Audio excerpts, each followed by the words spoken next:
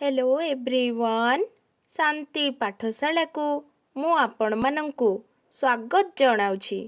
आजिकार एक नूतन वीडियो रे आमे आलोचना करिबा समाज और विज्ञान विषय रे एक सुंदर रचना।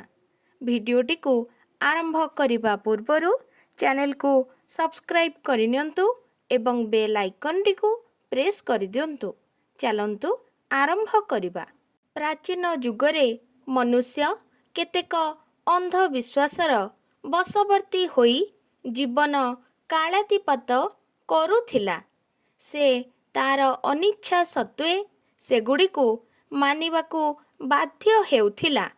एपरिकी कुसंस्कार ओ अंधविश्वासकु से भांगिबाकु चेष्टा करी मध्य सफलकामी होई पारि नथिला। सामाजिक स्तर रे केतेक अंधविश्वासर कथा जमाट बांधी थिबारे निरीह निर्दोष व्यक्ति घोर निर्यातना तले कालातीपात करुथिले अथवा मृत्यु मुखरे पतित हेउथिले। सतीदाह प्रथा सामाजिक कुसंस्कारर एक कारण, किंतु समयानुक्रमे विज्ञानर अभ्युदय फलरे मनुष्य समाजर सही समस्त अज्ञता अंधविश्वास और कुसंस्कार क्रमशः दूरीभूत होइछि। एणु विज्ञानर मनुष्य समाज को दान कम नुहे। स्वाधीन राष्ट्र रे विज्ञान सहित समाज ओतप्रोत भावरे जड़ित। एणु एहा परस्पर परिपूरक कहिले अत्युक्ति हेब नाही।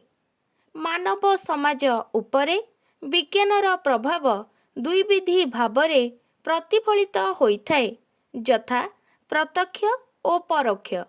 विज्ञान जनित आविष्कार और उद्भावन ही समाज उपरे प्रत्यक्ष भावरे प्रभाव पकाई थाए, कारण विज्ञानर एही प्रत्यक्ष प्रभाव को व्यक्ति तथा समाज सुस्पष्ट भावरे उपलब्ध करुछि। विज्ञानर एही नित्य उद्भावन फलरे मनुष्यर जीवन यात्रा और चलनी सुखकर होइछि। स्थलपथ, आकाशपथ और जलपथरे यातायातरे सुविधा होई पारिछि। व्यक्ति खूब कम समय मध्यरे गोटिए स्थानरु अन्य स्थान को जिबार सुविधा पाई पारुछि। वैद्युतिक यंत्रपाति साहाय्यरे रास्ताघाटर निर्माण करा जाई यातायात सुविधा करा जाइछि। Cycle, rickshaw, motor cycle, scooter, rail, उड़ाजाहाज, पानी जहाज, स्टीमर, हेलिकॉप्टर और रॉकेट प्रभृति जानर उद्भावन मानव जीवन रे सफलता आनी पारिछि। सेहीपरि वैद्युतिक आलोक, वैद्युतिक पंखा, शीतताप नियंत्रण यंत्र, वैद्युतिक अग्निपीठ इत्यादिर सफल उद्भावन मनुष्यर सुख स्वाच्छंद को परिमाण रे वृद्धि करिछि। यंत्र निर्मित गृहोपकरण यंत्र, fridge, washing machine, filter, oven और बहु विलास सामग्री जिनिस मान अपेक्षाकृत स्वल्प मूल्य रे मिली पारुछि। ए सबु जिनिस गुड़िक मनुष्यर दैनंदिन जीवन यात्रा रे सहायक होई पारुछि।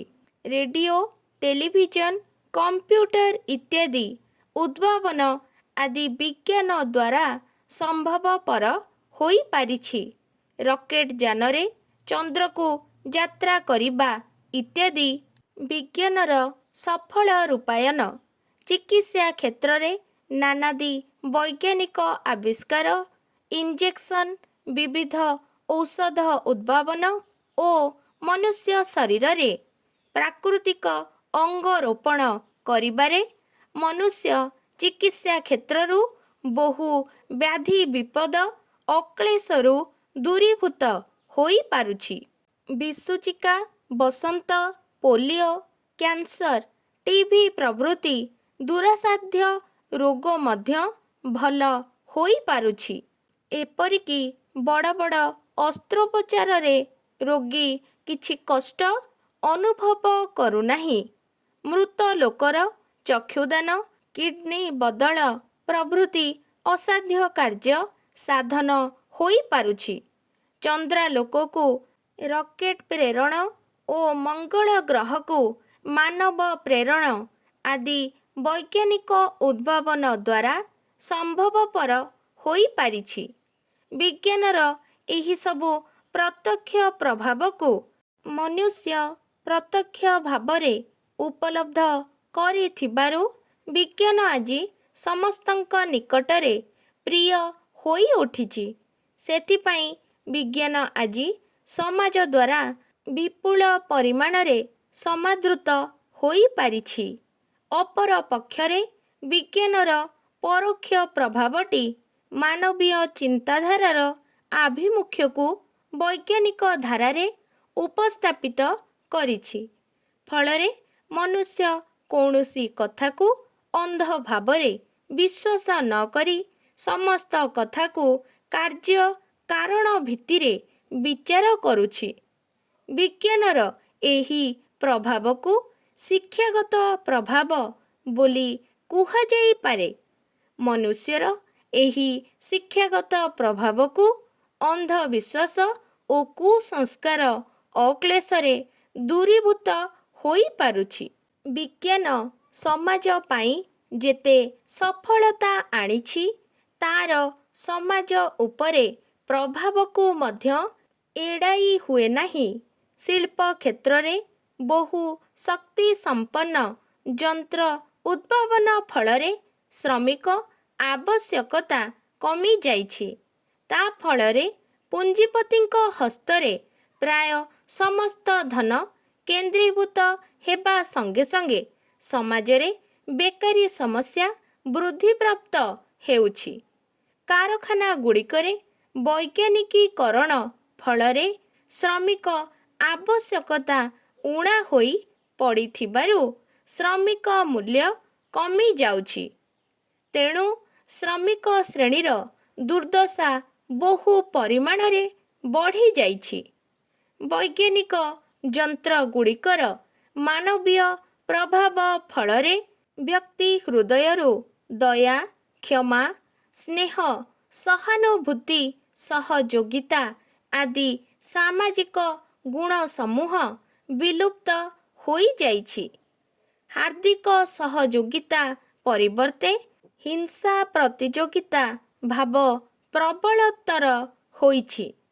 ସମାଜ ମଧ୍ୟରେ ବ୍ୟକ୍ତି କ୍ରମଶଃ ଆତ୍ମକୈନ୍ଦ୍ରିକ ହୋଇ ପଡ଼ିଥିବାରୁ ସମାଜରେ ଥିବା ଏକାନ୍ନବର୍ତ୍ତୀ ପରିବାର ସବୁ ଭାଙ୍ଗିଯାଇ ବହୁ କ୍ଷୁଦ୍ର କ୍ଷୁଦ୍ର କୁଟୁମ୍ବରେ ପରିଣତ ହୋଇଛି।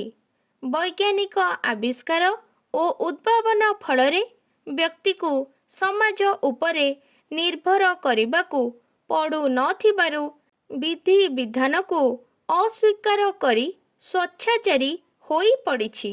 ଏହା ଫଳରେ ଭବିଷ୍ୟତରେ ସମାଜ ପଙ୍ଗୁ ହେବାର ବହୁ ସମ୍ଭାବନା ରହିଛି। ପରମାଣୁ ବୋମାର ସଫଳ ରୂପାୟନ ଦେଶକୁ ଧ୍ୱଂସ ମୁଖକୁ ଠେଲି ଦେଇଛି।